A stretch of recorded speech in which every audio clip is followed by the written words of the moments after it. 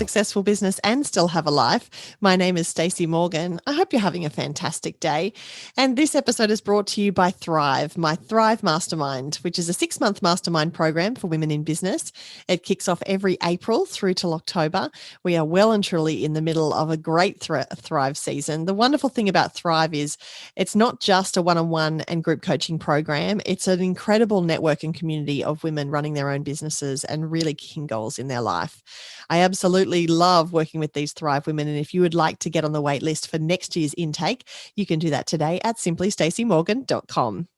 Today is episode 2 of a 3-part series talking all about the biggest lessons I have learned in leadership. Say that 4 times fast. The biggest lessons I have learned in leadership.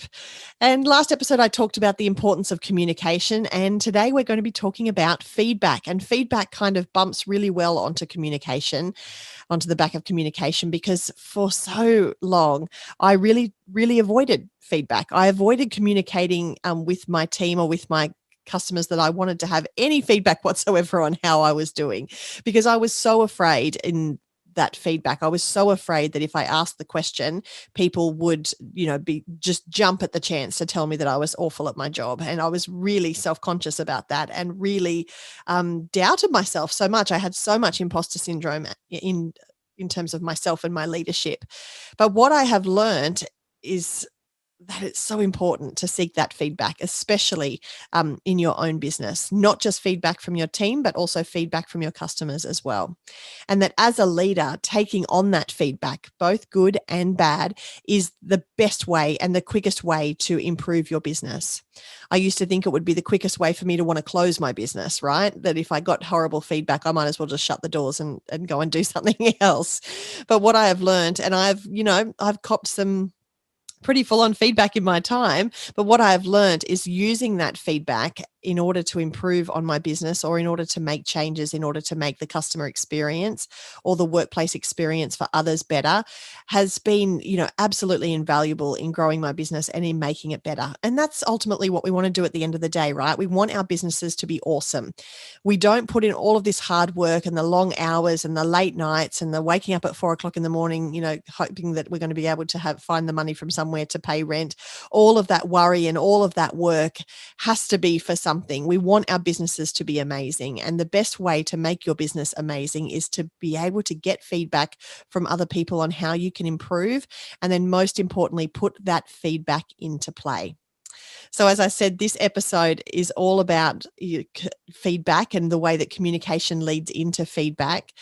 And we talked about the importance of being able to talk to your team in the last episode, to be able to communicate with your team and find out, really listen to them and find out how they're finding their workplace environment, how they're finding the business is going, whether or not they have information or whether or not they have feedback that they can give you that is going to help you grow the business. And I'm wondering if you can think of any formal or informal ways that you seek feedback from your customers and your team currently in your business. And it doesn't have to be, a 20-page survey that people have to sit down and go through like a HSC exam. It can be just as simple as a conversation that you have with somebody. It can be as simple as flicking them a text message just to be able to figure out how something can run better next time that you do it, or to find out how somebody felt about that day at work or that project being completed, or that particular meeting that you had that day. These little bits of feedback are so incredibly important. It's not just important to the development of the business, it's also really important in terms of the development of your team. And what I mean by that is feedback is a two-way street, right? It's not just about you as the business owner gaining feedback on how you can better improve your business. It's also about you being able to give feedback to your team in order for them to be improving the work that they're doing in your workplace.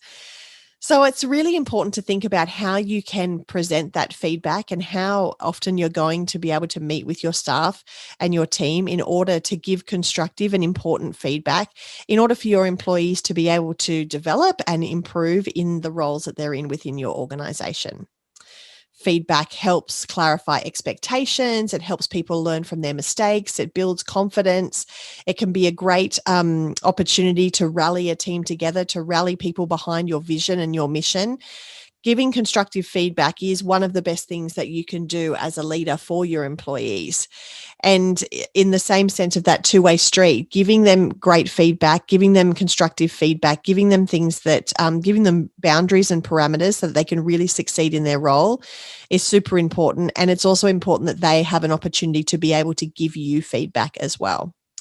So if you don't already have an informal or formal way of gathering feedback in your business, especially for your employees, I encourage you to be able to put that on your to-do list as something that you start implementing and implementing as soon as possible.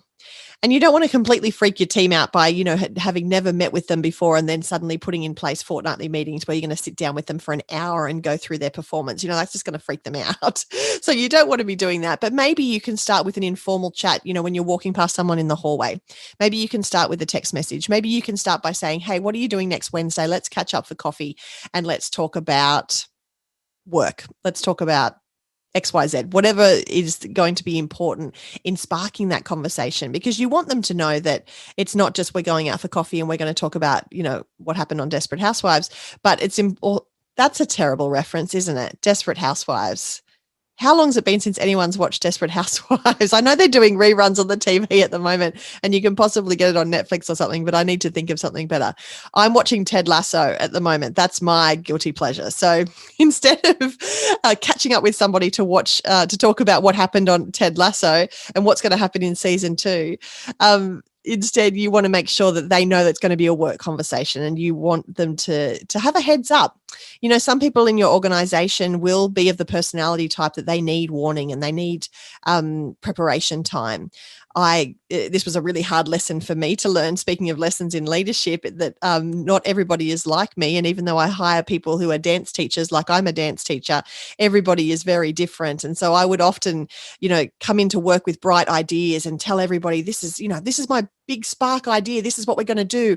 And the people in my business who needed preparation and warning in order to process different ideas and different thoughts, that would completely freak them out. And I would be like, oh, they're being so unsupportive. But actually, if I'd just given them a heads up and given them a bit of information, they would have contributed really, really well to those conversations and actually been on board with the ideas. So that was a really tough lesson for me to learn. So I encourage you that if you are going to put yourself in a situation where you're going to be giving an employee some feedback and where you're going to be sitting down for one of those conversations, then just in case they need a bit of warning, make sure you give them that information ahead of time and make it really clear. Set those expectations really clearly so that they know exactly what is going to happen in that meeting. And so you don't have to give them all the information. Of course, you've got to save something for when you're sitting down. But it's really important that you don't kind of just treat feedback as something that is going to be a bit airy-fairy. You want to set the expectations clear before you go and before you set out to do those things. So we have various, informal and formal processes when it comes to feedback in my business. We have performance reviews and performance sessions 4 times a year. So every 90 days, we'll sit down with our team and work through the things that are working and the things that are not working, find out how myself and my leadership team can best support my employees, making sure that they have all the resources that they need, they have the information they need, they have the knowledge they need, they have any professional development that they need in order for them to really succeed at their jobs. So it's really important that you make sure that in those situations you are asking all of the right questions. And so we do that every 90 days with our team. And if it's not me doing it with all of my employees, it's my leadership team doing it with the people that report to them. So it doesn't always have to be on you, but perhaps in the early days, if this is not something you've done before, you would like to implement something like that. We meet on a yearly basis in terms of talking about what the next year is going to look like. We do really big planning sessions so that we make sure that we're all on the same page and moving forward together. And that's a really great opportunity for everybody to throw their feedback into the ring to make sure that we're all having great discussions about what we did before, what worked, what didn't work, and what we can improve on moving into the future. So those kind of systems and processes are part and parcel of our business now, and we work through those all of the time. So I encourage you, if you don't have any kind of formal feedback sessions for your team, then you put that into play. And then finally, I want to talk about, seeking feedback from your customers and making sure that there are systems and processes around that too, because it's not just enough to just hope that everybody will come to you and say that your business is great and that everything you're doing is great. It's also not enough to kind of sit back and think, okay, I'm not going to hear from anyone unless something really bad goes wrong, and then I'll deal with that email as it comes in. You want to be continually seeking feedback from your customers. So we have Feedback Friday, where we just put a post on our social media, and it literally just says Feedback Friday. Tell us how you're feeling. Tell us what's going on. And that is really, really great in terms of giving us knowledge of things that are working and things that are not working. If we get great feedback, then it's a nice way to end the week. You can have a little bit of a celebration. But if it's feedback that, is really constructive and is stuff that we need to work on, then, those kind of actions can go on our to-do list for the following week, and we can really get stuck into making some improvements. And some of our best ideas and best things that have happened in our business have come back from Feedback Fridays and from information we've got from our customers. It's also really important that if we get the same message over and over again, those are the kind of things that we put on the frequently asked questions site on our website.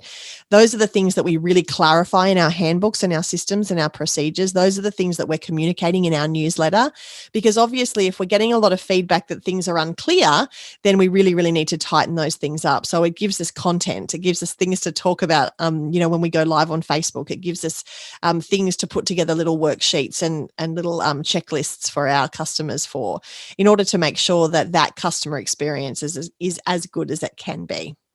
So I encourage you, if you haven't talked about, formal and informal ways of getting feedback from both your employees and your customers as part of your business, then that goes on your to-do list this week. It really is a really big lesson that I have had in terms of my leadership, being able to be comfortable both giving and receiving feedback and making that a really formalized part of what we do, especially at my business. I hope that you can implement something that will work for you as well. Of course, today's episode is brought to you by my Thrive Mastermind. There are plenty of ladies in Thrive who are seeking both informal and formal feedback in their businesses with their employees and with their customers. And if you would like to join Thrive next year when we open the doors in March, I encourage you to add yourself to the wait list.